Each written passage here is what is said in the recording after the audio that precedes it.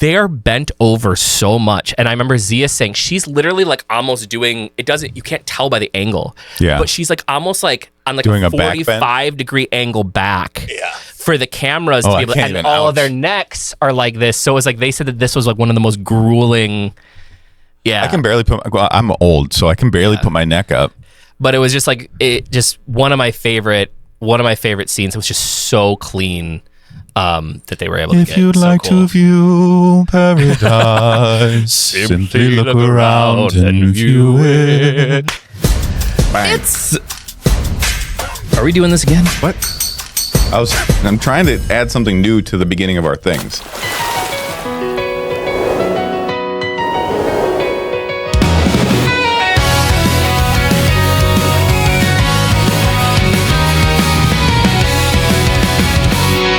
The GidKidDad Show.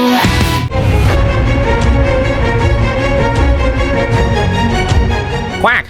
It's a great day to play, everybody. Welcome on it. Actually, no, you know what? Welcome to welcome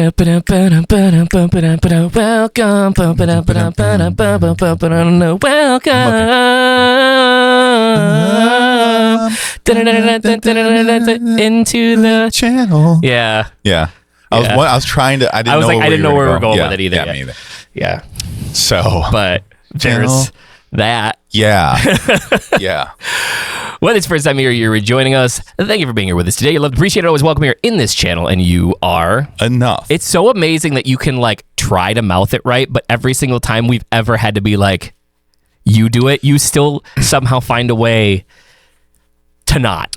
I have an audio thing where when someone's talking, like, have you ever seen that video of that lady who someone was talking and then she said the same exact words, like almost at the same time, because it's like a thing. I've always been able to do that. So when you're talking, I can do it, but I can't do it. You can't do it on your own? Yeah, because it's not in there, or it's like it's filed somewhere. It's you know, it's in like your old VRAM or whatever it is. Yeah, like the way my brain works is that when I'm looking for any word, I have to go.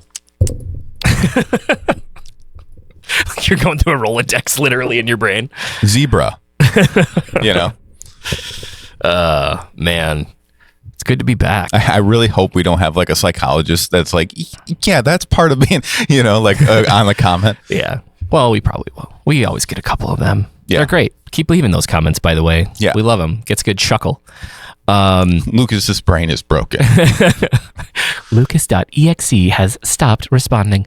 Well, today, we haven't done this yet. I feel almost bad that we have not done it yet. Yeah. But obviously we've been super, super busy. Well, also, I mean, we've seen it.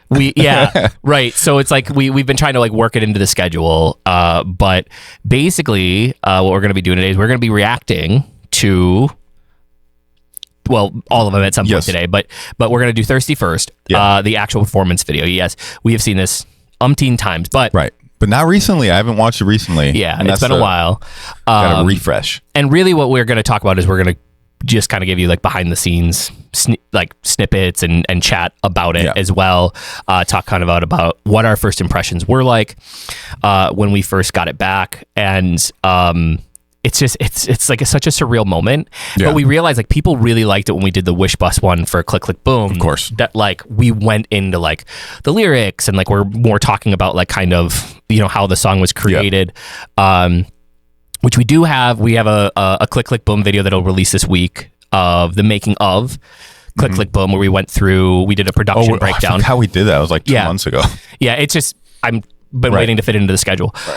So we have a production breakdown coming from that. We are going to try to do them for a couple of the songs. It takes quite a long time because I remember the last time we found out for Click Click Boom, what do we have? 24 versions, 24 project files. So like we literally have to open them all up and it takes a long time and figure out what's going on. Figure out like the best 4 or 5 that would like showcase the real movements from start to finish. But we'll try to do it with some others because people really seem to enjoy kind of the behind the scenes stuff. So for us, it's also really cool being able to nerd about it with you guys. And then even go through, like, I remember in Click Click Boom, like I had forgotten like some of the stuff, like the bridge. Yeah. Remember, it was like how different the song would have been had we had gone with like the original version that we had chosen versus the version that ended up coming out. So it's very, very cool stuff. So I hope you guys have been enjoying these. Thank you so much for your support so far of FINIX. Obviously, if you are here specifically for this video, you probably know. And if you're here for the first time with a FINIX video, FINIX is the girl group that we began making in May of 2023. We started auditions, I think, in April. I think it was like end of April that we had released, started getting audition tapes. Yeah. And it's been over a 2-year process. There have been multiple iterations of the group in training. We did an entire reality TV show with CLTV 36 out of Pampanga. That's also on the FINIX channel that you can find. It's on the I thought it was a Finding FINIX channel. Yes, I think it is on the no. It is on the FINIX channel. Oh, okay. The Finding FINIX channel had just the shorts, I think. Gotcha. It is on the FINIX channel, so the We Are FINIX YouTube channel. You can see that. We never posted episode 8 because episode 8 got weird, and we were doing we wanted to do like a whole series wrap up. Leading into the next season, and we ran out of time. But there was an episode 8 that aired on CLTV 36. Gotcha. But that edit didn't have like any new content in it, so we were just going to do an alt edit. Gotcha. But you can still check out all of the actual show that we had the footage left for is there, and was such a surreal experience. It was so cool to do.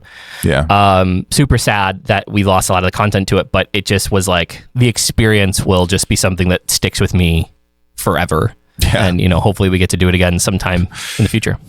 Just, if I told, like always that thing where it's like, if I told 12-year-old me that I was going to be creating a TV show in the Philippines, on a TV show in the Philippines to recruit for a pop girl group, he'd be like, what? What are you talking about? Like, he'd be like, you still lie a lot. That's weird.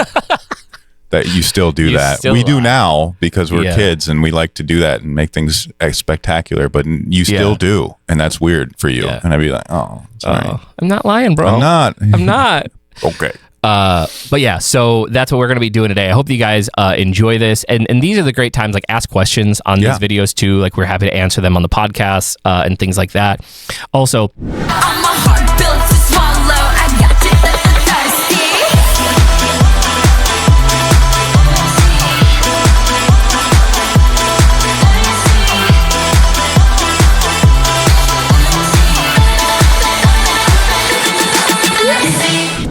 if you really want to check out more of the FINIX journey, make sure to get on Hey Roomie. Yes. Hey Roomie is a fandom engagement app that the girls are on. So if you're really trying to want to message them, like literally every day, they go on at least 3 or 4 times a day. They're always on there. They direct message and integrate with the fans. You can ask them questions. Right, directly. Also, that's the place where, like, if you're looking for, like, they do special photos only for there, so you get a lot of special news, all of the early release stuff. You generally get the Hey Roomie members get like discounts on merch that's coming out. Whenever there's a show coming out. Yep. So specifically on September 19th, this should be out before then. There is a show and a meet and greet that we're doing beforehand with giveaways and stuff like that. That's free. Those tickets are free if you are a Hey Roomie member. So if you sign up for Hey Roomie or in the girls' room, you'll be able to participate in all that. But without further ado, I like how I got like it's MTV cup. Myself. It's an MTV cup. Do we? So and a Rubik's cube. In a Rubik's cube. You got the what? You really got the Y2K thing going on. Yeah, I do. I'm really excited about it. Did you see Taco Bell brought back, like, they're doing this whole Y2K thing? So like the boxes that they do now, it's like all of their designing, even their logo, they went back to like the 2000s ones when the Taco Bells were like, I wish Taco Bell still looked like that, by the way. Yeah, oh yeah. Like the bright blue and green and but yeah, so like the boxes and everything are all That's like cool. Old school. I gotta go check it out. Yeah. Anyway. All right, let's get to going. There's he.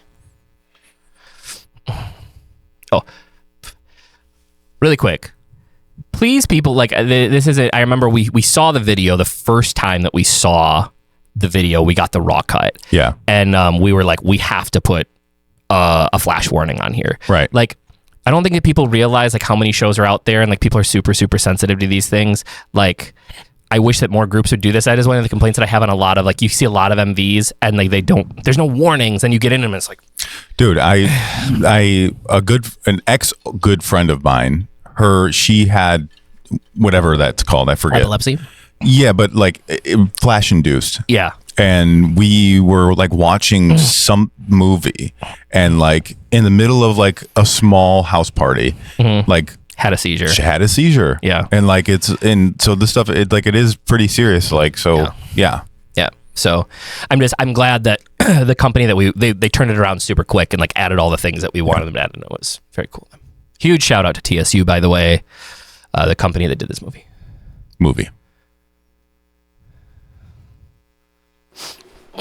Viewer discretion is advised. Wish 1075. Thirsty.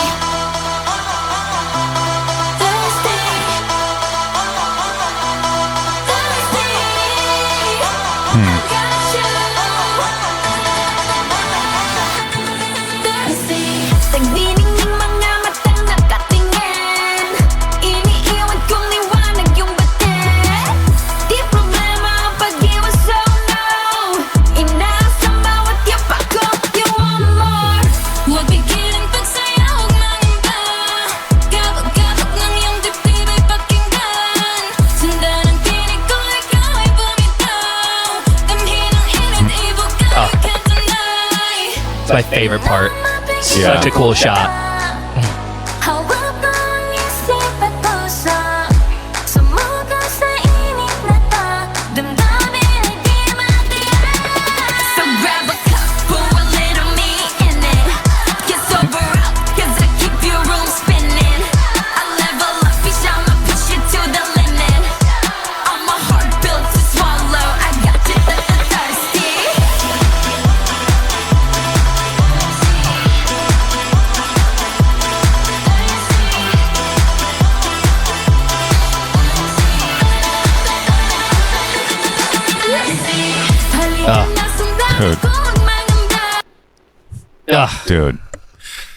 Dude, there's so many parts of this that like just bring me back to like that we put that in a week before the song came out. Yeah, like that section was just like just a beat, right? It was a beat. The basic part was there, but it wasn't as. It was more house than EDM, right?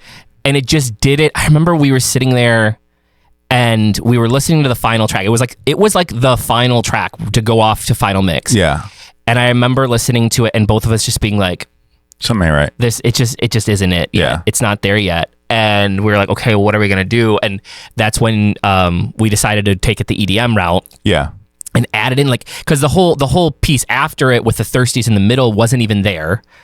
Like the call and response. Yeah. That part was there, but like the call and response, the dun dun dun dun dun dun, that ending one where it kind of gets into that wasn't there. But yeah, it's like one of those things where it's like last minute we made that change after working on the song for like because we wrote Thirsty, I think in January of 2023. I was in the Philippines. No. We wrote Thirsty before that. Thirsty was one of the ones that we had written when we were doing the Korean demos. Right. Way back. Right. So like this one we didn't necessarily write specifically for the girl. We wrote it specifically for a girl group. Right. Wrote the song in English, had it translated into Korean. Right. Did Korean demos, and there was a series of 8 songs or 9 songs or whatever that we did that we were pitching to Korean groups. Right. I remember that. And then when we had the girls and we were working on their concept, I remember we were going through the song. I forgot about the song. Yeah. And then we like found it. I was like, oh, this might be really, really cool for like, because it was like the whole concept of like the empowerment thing. And so we pitched it to the girls and the girls loved it. And then we, of course, went back and forth and then redid all the lyrics to it. The only thing that I think the melodies all remained the same. The lyrics all changed besides the chorus. We kept the chorus, right, which was the way that the song started. Right. When I wrote this song, it was literally just a beat and the hook. So grab a cup, pour a little me in it. Right. And I remember at the time where were we going? At the time I was trying to really Apata. I think this was a little before Apata, but it was after Touch. Yeah. Touch, like the very repetitive nature. And I was trying to start playing around with that. We wrote a couple of songs similar to that, and this was one of the ones that came out of that. And it started just as that hook, and then we went from there. But it was very cool to see it come along. It's so crazy listening to that, because like to everybody else, this just came out. Yeah, like a couple months ago. Yeah, but like even looking at the productions that we just finished production on a song that we can't talk about yet. But like, but like this is like there's stuff in the production where I'm like, man, I could have got those synths wider probably, or like, you know, and like, and specifically with this song, I'm not going to say out loud where the mess up is, but there's a mess up in this song that I'm not even going to say what it is. I remember we didn't hear it. It came because it was a compression issue, and when we sent it off to the final mix, it showed up. But it was like we had a very specific timeline, and we were like, okay, we notice it. We know that it's there because we know that it's there. Well, and I mean, I spent 12 hours on the vocal edit, and still somehow, you know what I mean? Like, but it happens. But the other thing with this version, though, that I've noticed, part of the issue is we do our mixes like to the max. Yeah. And part of the issue with that is when you upload those into YouTube, you have to remember that YouTube compresses them even more. Yeah. So this version still does not sound exactly the same as Spotify or even YouTube Music. Right. Like if you listen to the actual YouTube Music version, this has a little bit more. I don't want to say it's just not. There's not as much clarity in some of the stuff because it's smushed another 3 or 4 dB. But the other thing that I want to talk about with this is like, so when we were coming up with the concept of how we were going to do these videos, we were torn because part of it was obviously you'd always love to do an MV. Yeah. But we didn't want to just do it for the sake of doing it, and quality needed to take the like first chair, right? Right. And so I remember we were talking with we had started partnering, or we're talking about partnering with TSU, this site up. Which again, just huge shout out. They were mostly doing like they do like movies and they do commercials and big brands and stuff like that. Right. And through a partner, we had met them, and that's kind of what we were looking for. We had a lot of success with that with our previous group of finding something that was outside of the MV circle. Yes. To do them because we wanted, again, these are technically at the end of the day, the artists are brands. And what we saw was there was just a lot of like, the camera quality just isn't there in a lot of the videos that we see. It's like there'd be cool concepts, but like the camera quality just isn't there. But the commercials are great. Right.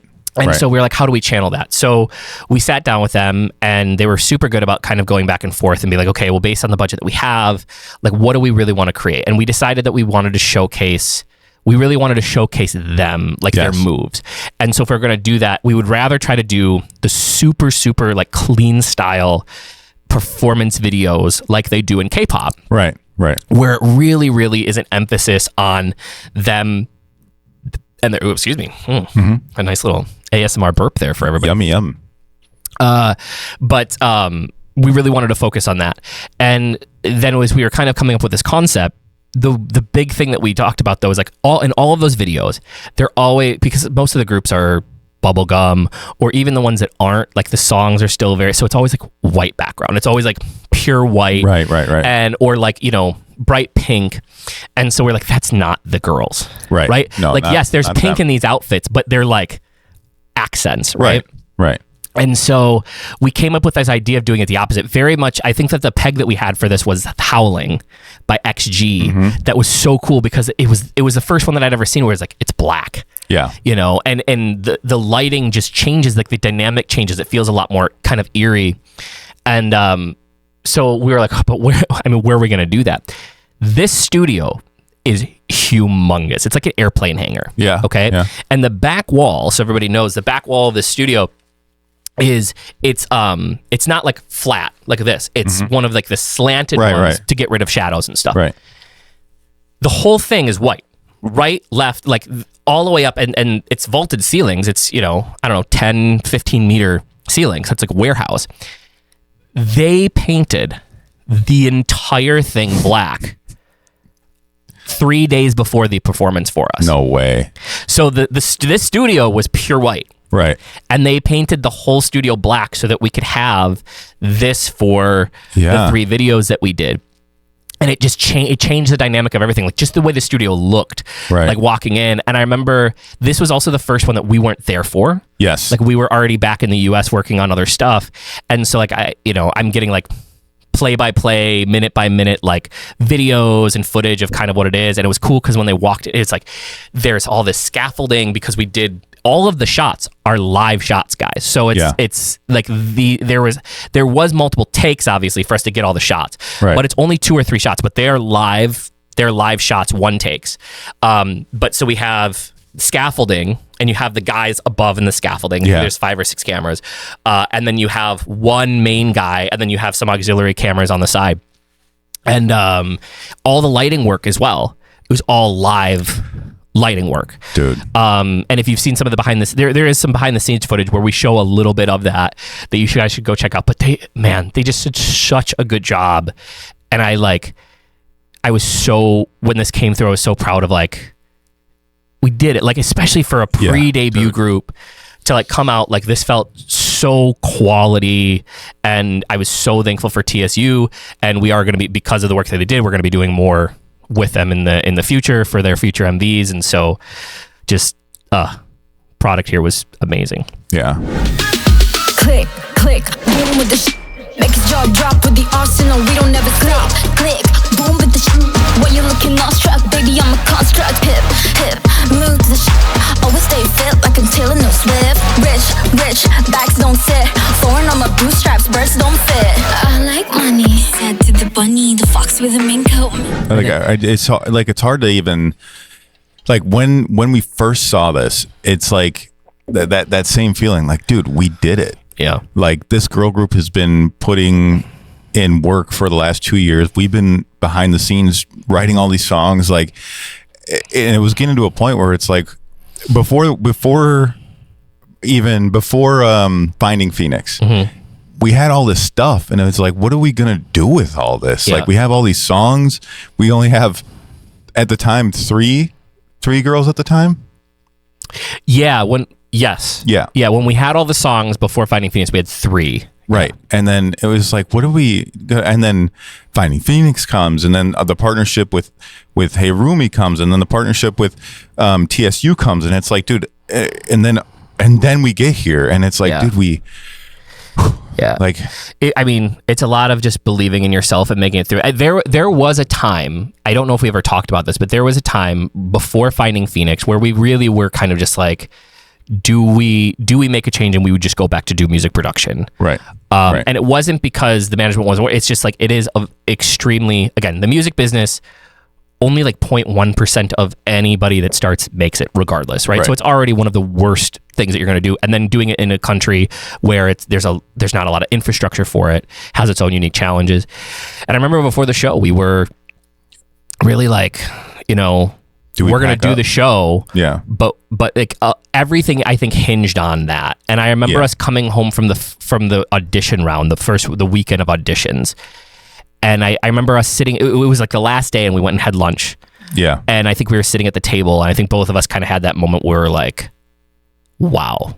Like, we didn't realize the people that were going to show up. We didn't realize what we could maybe put together. And we're like, all right, let's do it. And then when they came in for training and they just worked their butts up, man, And that's the craziest part, is because like we did all the training, and at that point we were like, man, if we stop this, we're gonna let all these people down.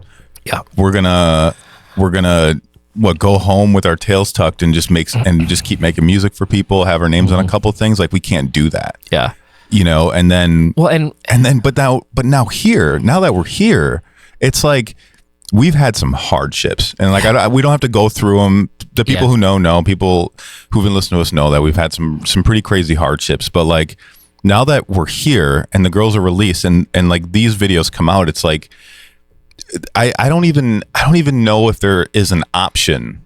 it's not an option anymore. Like there's 7 girls, there's X amount of staff, there's us, there's the people that have been rooting for us. I mean, there's the people in our families that have been rooting for us. My old lady, you know, like there's no turning back. No, like we are going to, like, we keep pushing forward, and this is gonna get bigger and bigger, and we don't have an option anymore. Yeah.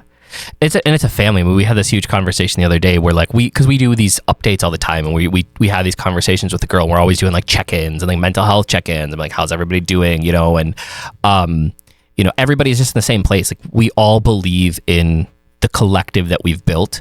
Yeah. We all believe that, you know, this is just one of those things where it's just a matter of time, and not like the product is there. And we even saw that, I mean, in the first videos that came out, the way that we did the waterfall style release, this video, I don't know what it's at today, but did really far beyond our expectations. I think almost 140,000 views on this one, again, for their first video for a pre-debut group. Yeah. And then they escalated from there. So then we released Click Click Boom, and Click Click Boom, I think, in the 200,000s. Then we released Sumagal Sakin getting the 300,000. Right. And it kept going from there.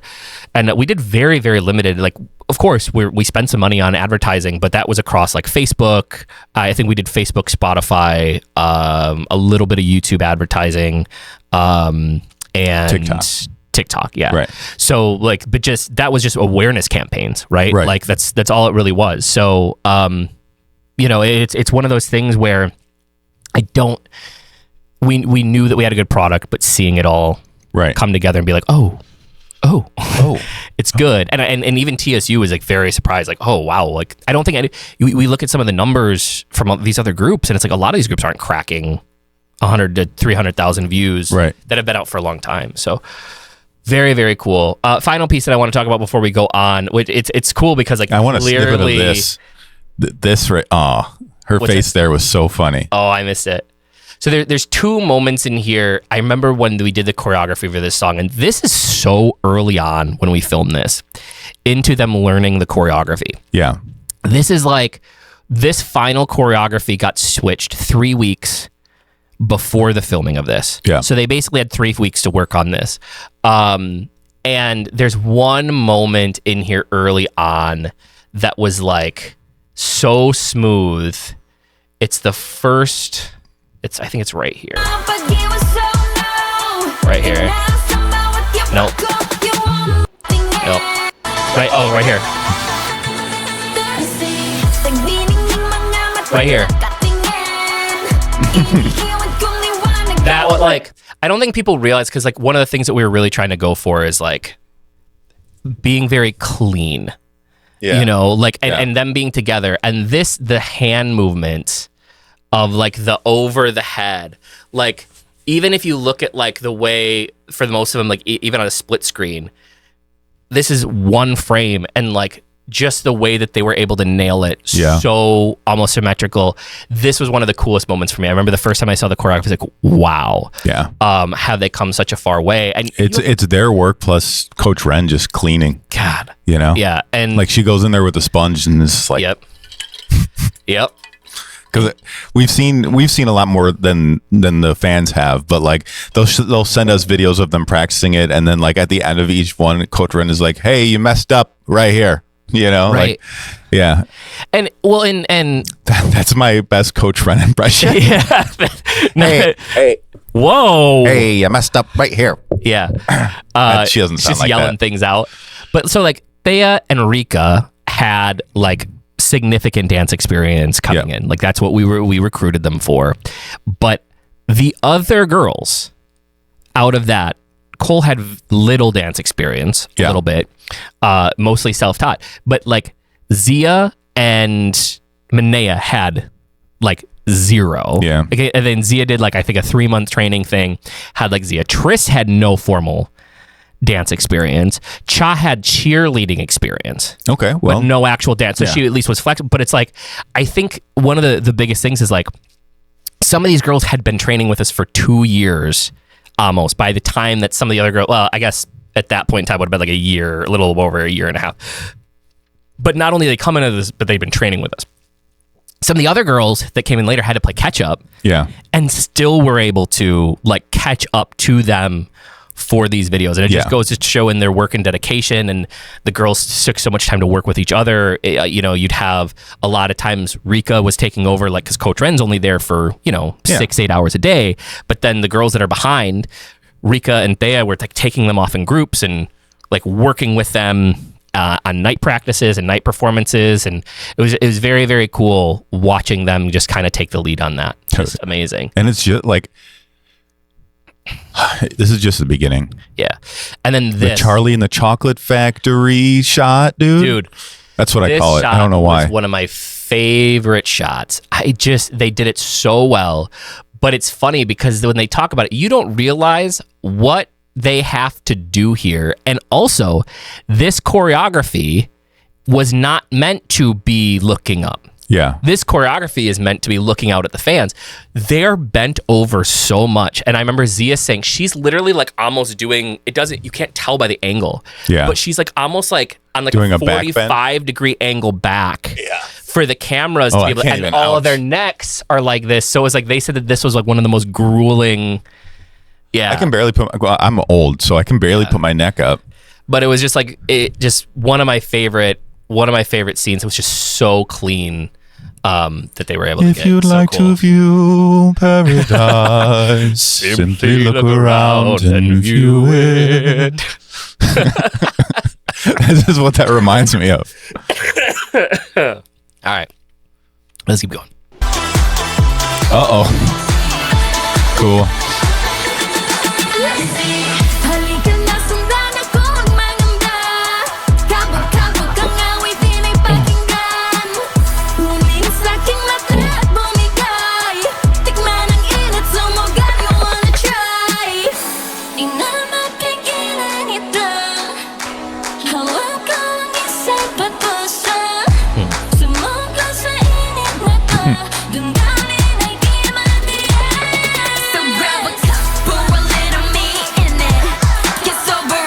Dude.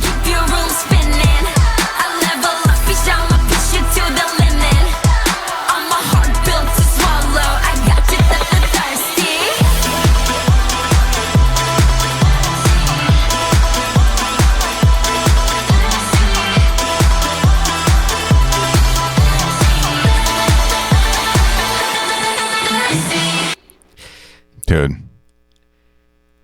It's so fun. The song's so unassuming at first. Like, it's good. It's got like a good beat in it at first. But dude, when the chorus comes in, dude, it slaps. It slaps. Yeah. Well, even just like the rap, like, because it's an anti-chorus, right? Yeah. Like it goes from singing to rapping. I remember we spent so much time on the final vocal edit of this song. Yeah. And the final like vocal mixing of this song. Yeah, getting everything spread out. And yeah, because one of the things that it's about the standard, right? And there are a lot of comments. We've seen a lot of comments on it. Most people are obviously very, very happy with it, and some people are like, "Oh, this is so overproduced." It's like, it's not. This is the basic standard for all pop music. Literally the international standard. So what is missing a lot of times, and whether this be through because the computers literally can't handle it, which is a lot of it, like because of the technological issues there. So we have 7 girls. Okay, so just to kind of give you guys an idea for how many stems or lines of audio that we have 7 girls. Each one of them has minimum 4 to 6 vocals. A main, yep. double, yep, left, right, and away and a whisper. On this one, most of them had an away and a whisper. Now, depending on how much you want to thicken those vocals, sometimes on a specific song, you might have 8 to 10. I mean, this is why Charlie Puth's vocals are like so present and sound so cool. People don't realize it. It's like, you don't realize there's 12 of his same vocal on a verse. Right. And so that's how you get that very, very thick sound. It might sound processed, but it's not. It's just because there's so many vocal layers on top of each other, but it makes it cut through the mix. Yeah. Yeah. And what it does is like one vocal, it'll be one vocal, and the girl will sing the vocal the exact same way, quote unquote, because it really is the exact same way. But what ends up happening is when you put them on top of each other, all the spaces that this one is missing, this one fills up. So like if you have 4 of them, it's really just like this big wall of sound. You cut the things out that need to be cut out, and if it just fills up and makes it cut through, like it's almost like turning a vocal into what like a synth wave is, where it's like just really that full, has all the sonics in it. Yeah, you know.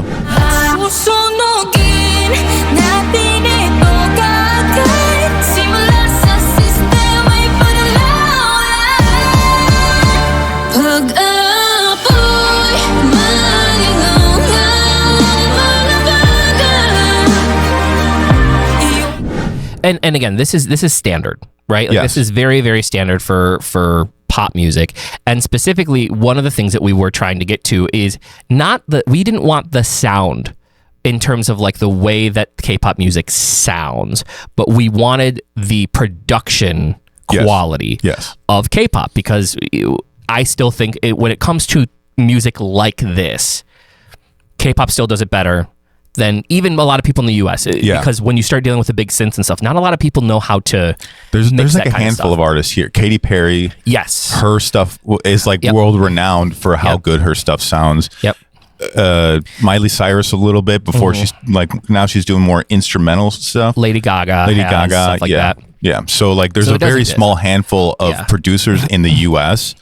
And like vocal producers, because a lot of times people have different jobs. Yeah. And you and I are doing the jobs of like 9 people in this production. So it's been a lot of learning, a lot of patience, a lot of just like pulling our hair out, trying to get the sound that was needed for this. And believing in the process. Yeah. Because every single time you start one of these, you know, you make the demo sounds pretty good, and then you go back and you have to start from scratch and you start all over again, and you're like, just like, oh, and then you just have to believe in the process to keep going, because you know the end result, like you know what you're doing, but going through it. And so for that though, as we kind of talk about that, where we started going is you have 7 girls now.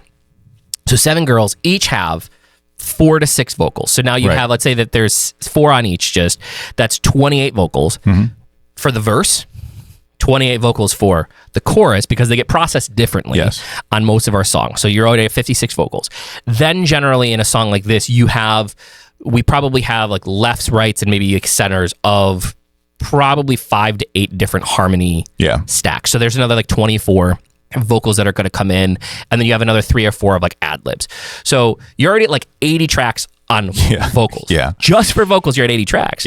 Then you have the instrumental, which for a song like this, because it was very, very instrumental heavy. The song was like 70 or 80 tracks, if I remember right. And I think total, then, I think when we sent it off, I want to say it was like 168 or 170 tracks when we finished the song before bouncing it down. And so most computers can't handle processing that much. Well, ours can't. Information. We had to do a lot of bounce outs and stuff like that. So when you hear this and you're like, the Philippines isn't used to listening to music like this, if they're listening just to music from the Philippines. If you're used to listening to K-pop music, then this is going to sound very similar to you. Right. But it has nothing to do with the fact that people are like, oh, that sounds like K-pop. No, it's just the way it's produced makes it sound like that. But again, I think like you listen to any Katy Perry song, you listen to a song like Fireworks, Eye of the Tiger. I got the Eye of the Tiger. Yeah, I don't know if that's what it's called. I don't know. I don't know what it is either. But Eye of the Tiger's different. Yeah, I know. What is the name that's Roar? Yeah, Roar. It's Roar. You're gonna hear me roar. Yeah, like those songs, very, very similar production styles. And it's just like one of those things where I loved, like when people are like, oh, well, this sounds like K-pop.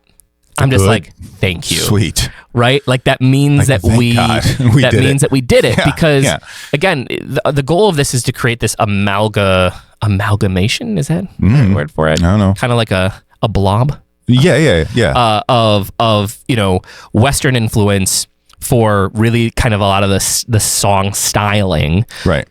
Because that's honestly where most of the companies in the globe are going. If you look at everything from K-pop to Indonesian crowd, Nona that just came out that's blowing up in Indonesia, 100% Western pop. Yeah. You know what I mean? Very much going that way to be more international. And that's really what we're going for in these. Yeah. And so it's just a lot of work, but seeing it all come together is just awesome. And again, they pulled it off. Yeah. Yeah, they did. That's the biggest thing too. Of these girls all have to be like in these groups. All of your favorite artists have to be like voice actors.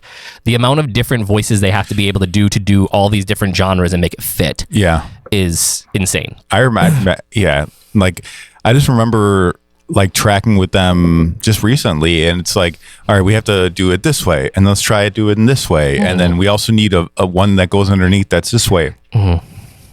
And some of them didn't even come in as vocalists, and they're still having to figure this out. Like, you know what I mean?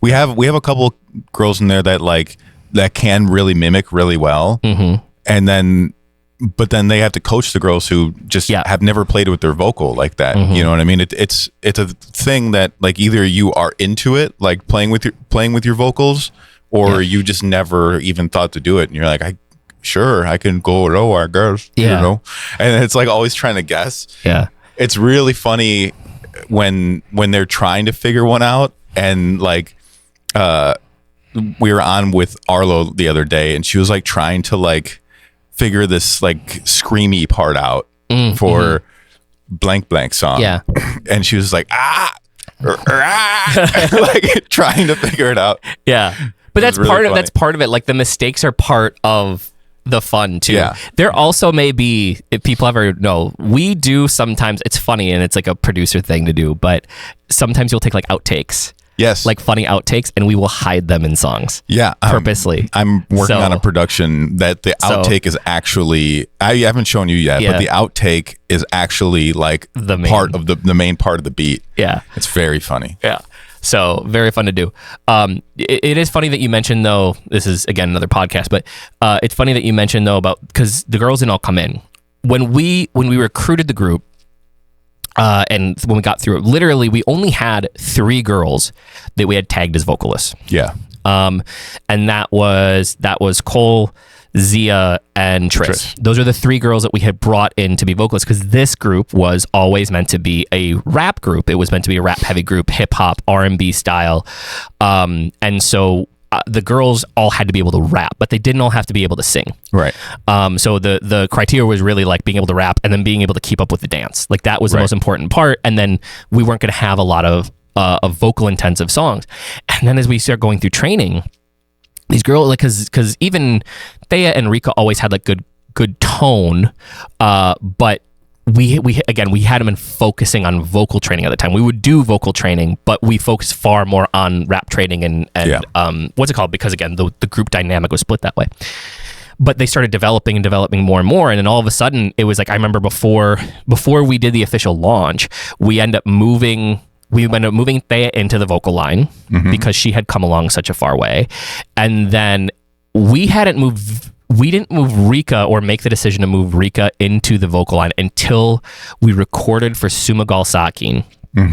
And the problem was with Sumagal Sakin was like, once we knew we had 4 girls that were like we're like, okay, let's try to write it. We knew that the girls that were not vocalists were still strong enough, because we wanted to make sure that everybody always gets parts in the song. So we knew they were strong enough for that. But when we did like the final part distribution, it was like Cole had so much back to back to back, which is fine in a recording. Right. But when you go to do it live, you have no break time on your voice. And if something happens to her and she gets sick, right, then who's gonna? Right, you need at least one. And so we were going through in terms of like the height aspect, and all of a sudden, Rika comes in and does it. Yeah. And like had been like practicing like nonstop. I remember for like 3 days. She was so proud, and she came in and she practiced, and I was like, whoa. Dude. And like just impressed us so much.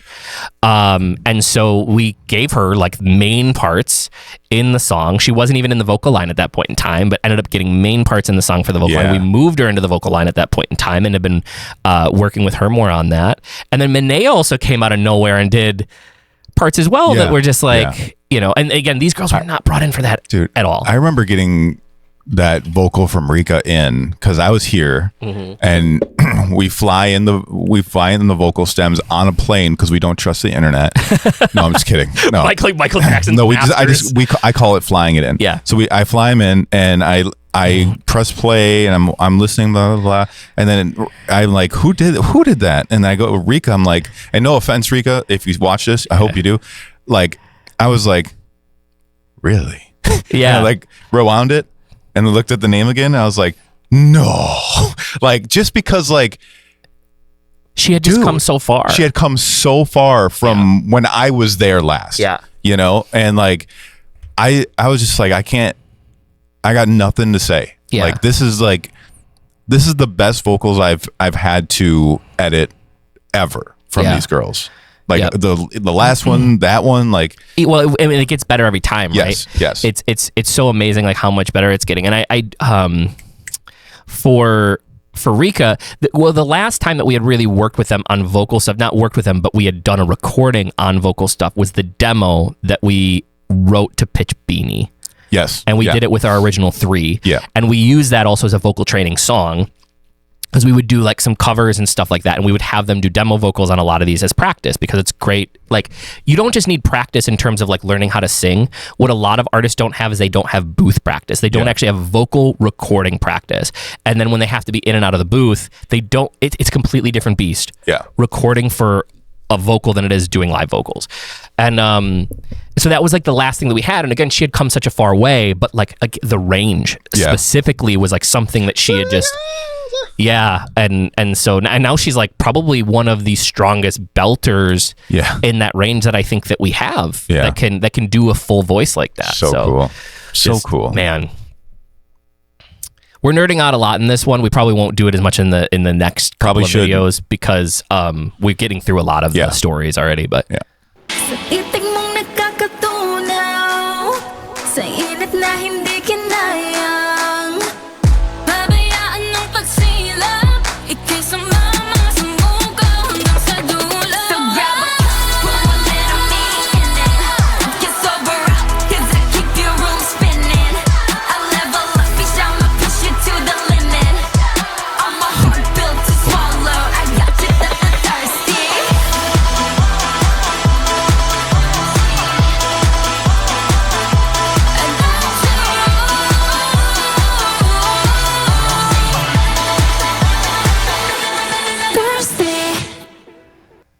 dude. and then Minea ended up getting Ending Fairy, was also really cool. Dude. Huge shout out to all the partners on this one. Yeah. Dude, that move, it's like they're running underwater or something. Like it's like as if a mermaid was trying to run. Like I don't even know how to even start to do that. So cool. So one of the coolest things about like, we've seen a lot of groups, we've seen a lot of the choreography from other groups, but man, like Coach Ren is so hard on them. Yeah. And not in a bad way, but like even in terms of the choreography. Yeah. Because most groups, when you do stuff like this, the choreography is meant so like 2 or 3 people are really doing the hard choreography in the back, besides for like the main parts of the song, and then like the other people that are singing like get to like not do choreography. Yeah. Yeah.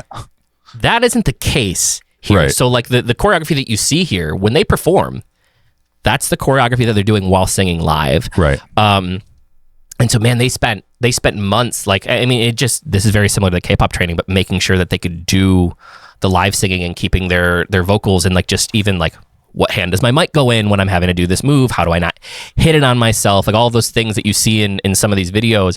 But I will say that they probably have some of the toughest choreography in their songs out of any girl group. Beanie also has some really good choreography, but it's also different because it's a different style. Right. So it's not as heavy, right? Like this is very, very hard hitting. Yeah.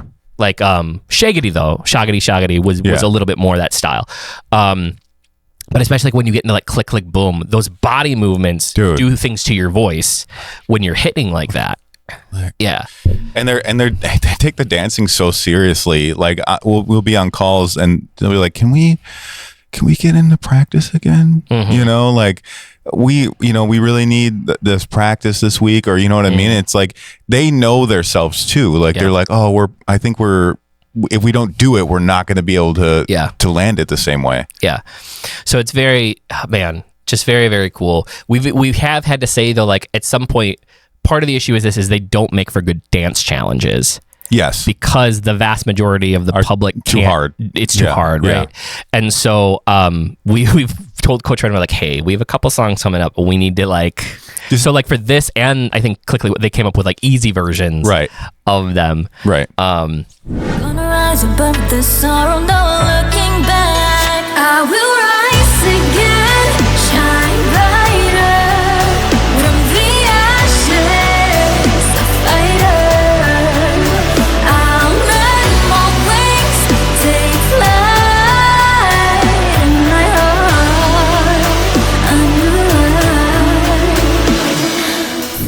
But man, so proud of these girls. God, it's so cool to watch. It is. It's so cool to watch it all happen. I hope that you guys enjoyed this. Please, keep supporting the girls. Keep supporting Filipino artists in general. It's going to take a lot of us working together and pushing all artists upwards. Huge shout out to obviously the fans that have been with us, that discovered with us through other groups, but continue to support. Also huge shout out, and I know that there's a lot of fans and a lot of fandoms, but the amount of people that we see specifically want to call out that are 18 and are like, hey, we're 18, we want to support SB19's message of like supporting these groups. We appreciate what you did by coming here and trying to supporting Filipino talent and always supporting SB19.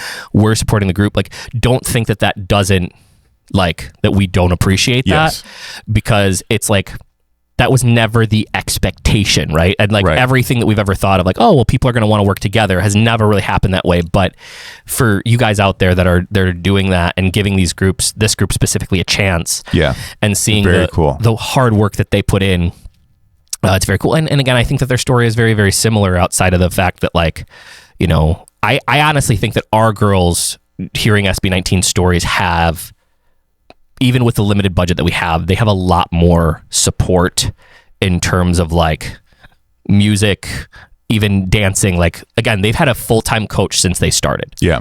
And when I say full-time, like, it is a full-time coach. No, I know. So not like I'm here. I know. Yeah. No, I was kidding. So, but like, well, because a lot of groups, they do like once a week, twice a week with a coach, but then the rest of it's on, they're like, no, they're full-time. So, yeah, and then also huge shout out, not in this one because we weren't working with them quite yet, but in some of the future ones that we work with, Magnify Manila, I want to just give them a shout out, because once I had to come back for the time and couldn't do vocal lessons with them as much anymore. They took over that and have been doing a tremendous job getting the girls to their next level. So keep the questions coming, guys. Let us know if you enjoyed this. Please leave your comments down below. If you haven't already, make sure you like to subscribe to this channel. If you haven't already, make sure you are listening to the girls. Add them to your playlist. Save the songs. It helps a lot for the algorithms. Follow them on Spotify. It helps for the algorithms. There's all these free things that you can do to listen to them, and it's available everywhere. So if you want to listen to it on Spotify, if you want to listen on YouTube Music, if you want to listen to it on Apple, wherever, it is available. So make sure that you do that. We also did release it, not that Spotify's finally coming out with lossless audio. Oh, finally. They're coming to the table 5 years late, but finally. Well, so because like that's a lot of reason why I know people still do Apple Music, is because they have lossless. These songs though are in lossless audio. Oh, good. We release them in lossless. So if you're on Apple and you're like, wow, it sounds even better on Apple than it does on Spotify, that's because Apple releases in lossless, and we did mix these in lossless. So anyway, we are FINIX on all platforms. Get on Hey Roomie. Check out Hey Roomie. All those links are going to be in the description below. Check out the girls' free concert coming up. And I mean, when I say free concert, I don't know how much we were supposed to say. They did finally announce it. It's with G Fair and Globe. Okay. But when we say concert, like it's like they're gonna be performing 3 sets. Yeah. So like more things that you guys have ever seen. You're gonna see songs that you've never seen them perform live. We have a surprise right in the middle for their second set. There's a huge surprise there. Actually, there's a surprise in each set. Hold on.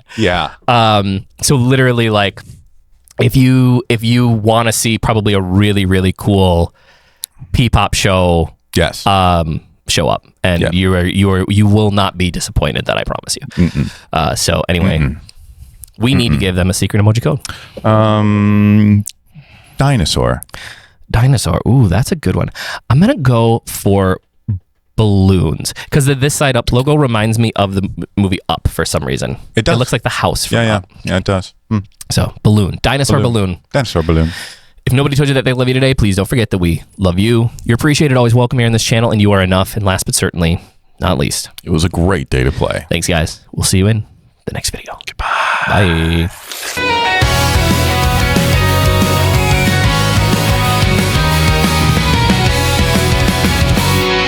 The GidKidDad Show.